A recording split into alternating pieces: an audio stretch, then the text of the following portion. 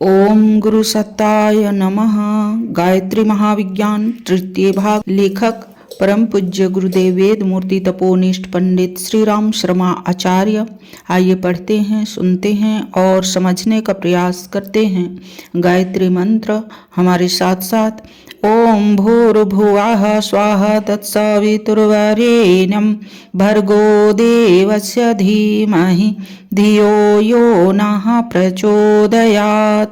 अन्वय कोश और उसकी साधना। गायत्री के 5 मुखों में आत्मा के 5 कोशों में प्रथम कोश का नाम अन्वय कोश है। अन्न का सात्विक अर्थ है पृथ्वी का रस। पृथ्वी से जल, अनाज, फल, तरकारी, साग, घास आदि पैदा होते हैं। उन्हीं से दूध, घी, मांस आदि भी बनते हैं। यह सब अन्न कहे जाते हैं। इन्हीं के द्वारा रज वीर्य बनते हैं और इन्हीं से इस शरीर का निर्माण होता है। अन्न द्वारा ही देह बढ़ती है, पुष्ट होती है तथा अंत में अनुरूप पृथ्वी में ही भस्म होकर सड़ गल कर मिल जाती है। अन्न से उत्पन्न होने वाला और उसी में जाने वाला यह देह प्रधानता के कारण अन्नमय कोश कहा जाता है। यहाँ एक बात ध्यान रखने की है कि हाड़ मांस का जो यह पुतला दिखाई देता है वह अन्नमय कोश की अधीनता में है, पर उसे ही अन्नमय कोश न समझ लेना चाहिए।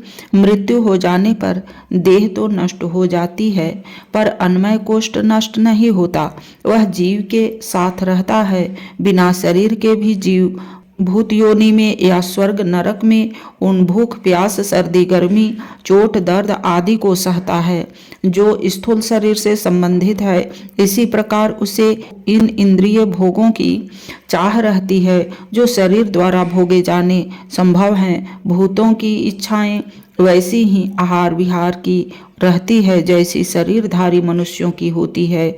इससे प्रकट है कि अन्नमय कोश शरीर का संचालक, कारण, उत्पादक, उपभोक्ता आदि तो है पर उससे पृथक भी है। इसे सूक्ष्म शरीर भी कहा जा सकता है।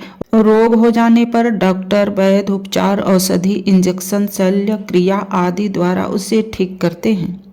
चिकित्सा पद्धतियों की पहुंच स्थूल शरीर तक ही है, इसलिए वह केवल उन्हीं रोगी को दूर कर पाते हैं जो कि हाड़ मांस, त्वचा आदि के विकारों के कारण उत्पन्न होते हैं। परंतु कितने ही रोग ऐसे भी हैं जो अन्नमय कोश की विकृति के कारण उत्पन्न होते हैं। उन्हें शारीरिक चिकित्सक लोग ठीक करने में प्रायः असमर्थ ही रहते हैं।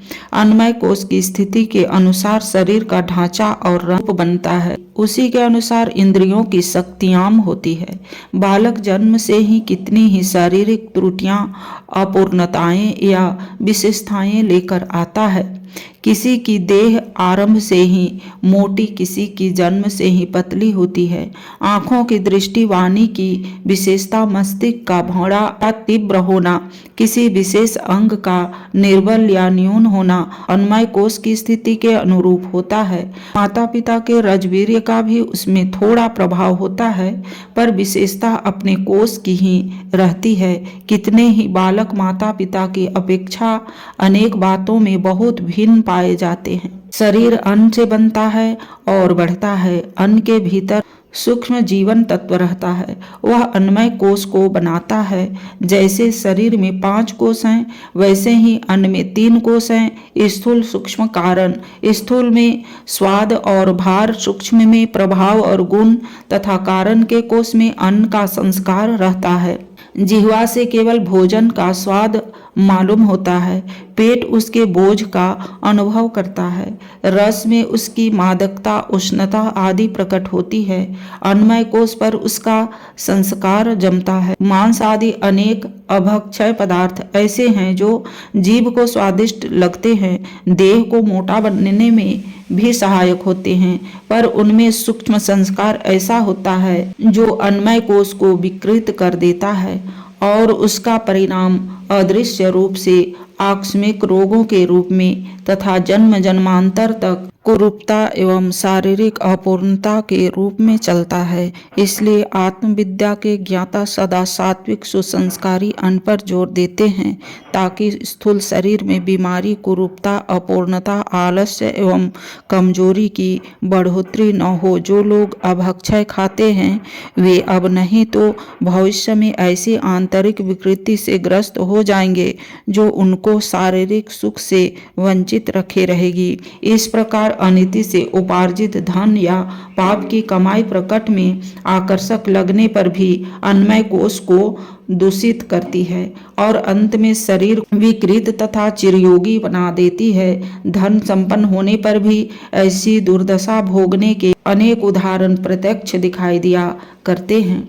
कितने ही शारीरिक विकारों की जड़ अन्नमय कोश में होती है। उनका निवारण दवा दारू से नहीं, योगिक साधनों से हो सकता है, जैसे संयम, चिकित्सा, शल्यक्रिया, व्यायाम, मालिश, विश्राम, उत्तम आहार विहार, जलवायु आदि। शारीरिक स्वास्थ्य में बहुत कुछ अंतर हो सकता है।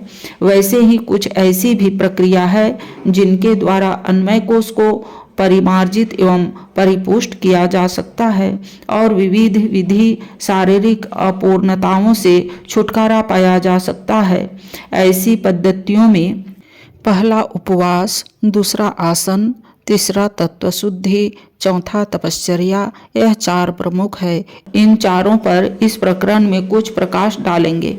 उपवास, जिनके शरीर में मलों का भाग वंचित हो रहा हो, उस रोगी की चिकित्सा आरंभ करने से पहले ही चिकित्सक उसे जुलाब देते हैं ताकि दस्त होने से पेट साफ हो जाए और औषधि अपना काम कर सके। यदि चिर संचित मल के ढेर की सफाई न की जाए तो औषधि भी उस मल के ढेर में मिलकर प्रभावहीन हो जाएगी। अन्नमय कोश की अनेक सूक्ष्म विकृतियों का परिवर्तन करने में उपवास वही काम करता है जो चिकित्सा के पूर्व जुलाब लेने से होता है। मोटे रूप में उपवास के लाभों से सभी परिचित हैं।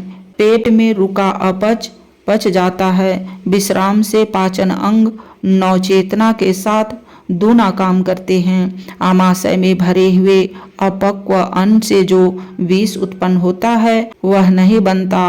आहार की बचत से आर्थिक लाभ होता है। ये उपवास के लाभ ऐसे हैं जो हर किसी को मालूम है। डॉक्टरों का यह भी निष्कर्ष प्रसिद्ध है कि स्वल्पाहारी दीर्घजीवी होते हैं। जो बहुत खाते हैं, पेट को ठूस ठूस कर भरते हैं, कभी पेट को चैन नहीं लेने देते, एक दिन को भी उसे छुट्टी नहीं देते, वे अपनी जीवनी संपत्ति को जल्दी ही समाप्त कर लेते हैं और स्थिर आयु की अपेक्षा बहुत जल्दी उन्हें दुनिया से बिस्तर बांधना पड़ता है। आज के राष्ट्रीय अन्न संकट में तो उपवास देशभक्ति भी है। यदि लोग सप्ताह में 1 दिन उपवास करने लगेंगे तो विदेशों से करोड़ों रुपये का अन्न न मांगना पड़े और अन्न सस्ता होने के साथ साथ अन्य सभी चीजें भी सस्ती हो जाएंगी।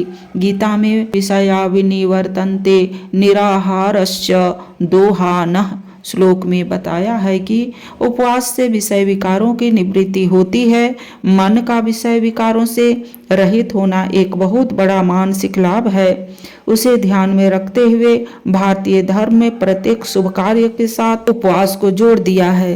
कन्यादान के दिन माता पिता उपवास रखते हैं। अनुष्ठान के दिन यजमान तथा आचार्य उपवास रखते हैं। नवदुर्गा के 9 दिन कितने ही स्त्री पुरुष पूर्ण या आंशिक उपवास रखते हैं। ब्राह्मण भोजन कराने से पूर्व उस दिन घर वाले भोजन नहीं करते। स्त्रियां अपने पति तथा सास ससुर आदि पूज्यों को भोजन कराए बिना भोजन नहीं करती। यह आंशिक उपवास भी चित्त शुद्धि की दृष्टि से बड़े उपयोगी होते हैं। आज के वीडियो में इतना ही। लाइक, सब्सक्राइब और शेयर करें।